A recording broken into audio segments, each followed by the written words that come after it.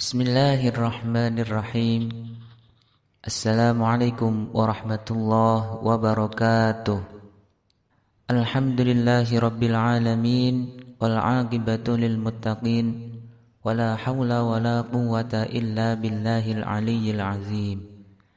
Wa sallallahu ala sayyidina Muhammadin khataman nabiyyin wa ala alihi at-tayyibin wa ala jami'il anbiya wal mursalin wa ala ibadillahi salihin min ahli samawati wal ardin. Teman-teman, para sahabat sekalian, alhamdulillah kita dipertemukan kembali dengan bulan Ramadan ini, bulan di mana semua orang berlomba-lomba dalam menjalankan ibadah kepada Allah Subhanahu wa taala. Namun patut perlu diwaspadai agar ibadah-ibadah yang kita lakukan selama ini dan yang akan datang tidak sia-sia di sisi Allah.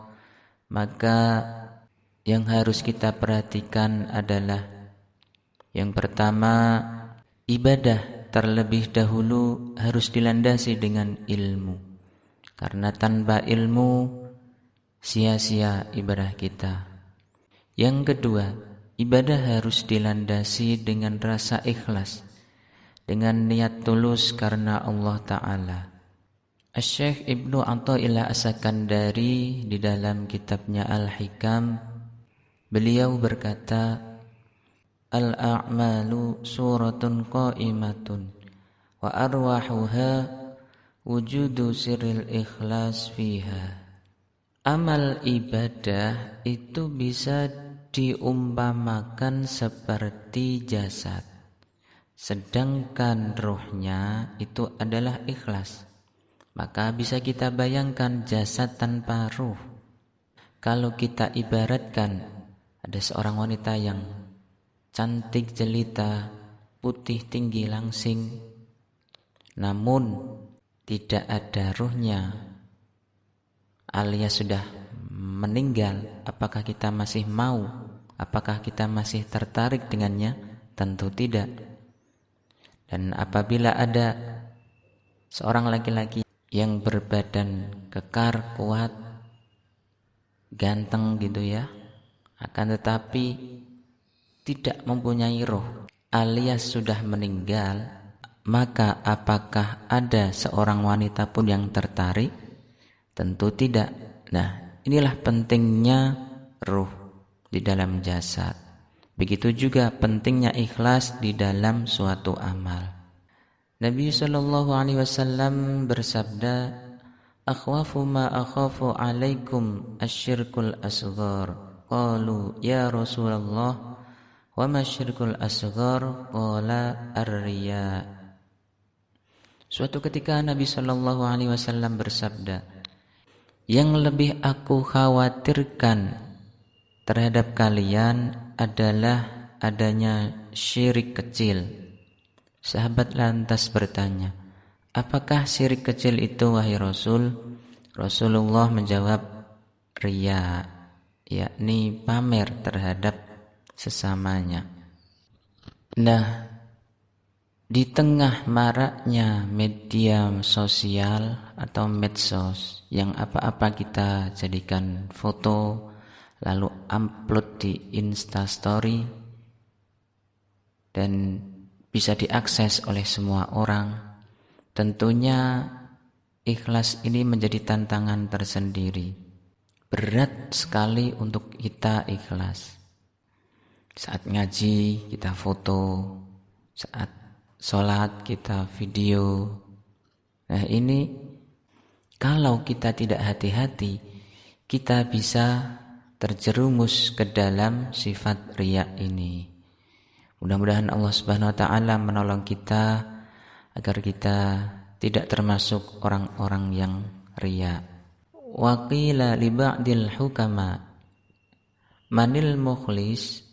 Qala al-mukhlisu alladhi yaktumu hasanatihi kama yaktumu sayyiatihi.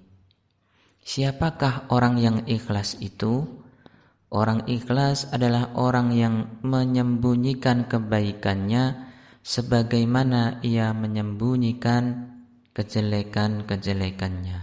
Wa qila li ba'dihim ma ghayatul ikhlas qala alla tuhibba mahmadatan nas. Dan dikatakan oleh sebagian hukama, apakah puncak dari ikhlas itu? Puncak dari ikhlas adalah ketika ia tidak senang dengan pujian-pujian dari manusia.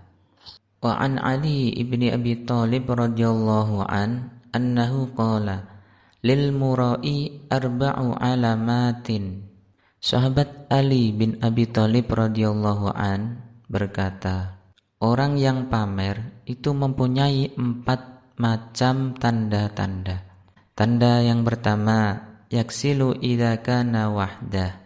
Ia malas ketika sedang sendiri atau tidak bersama orang lain. Wa yangshitu idza kana ma'an nas. Dan yang kedua, semangat apabila sedang bersama manusia.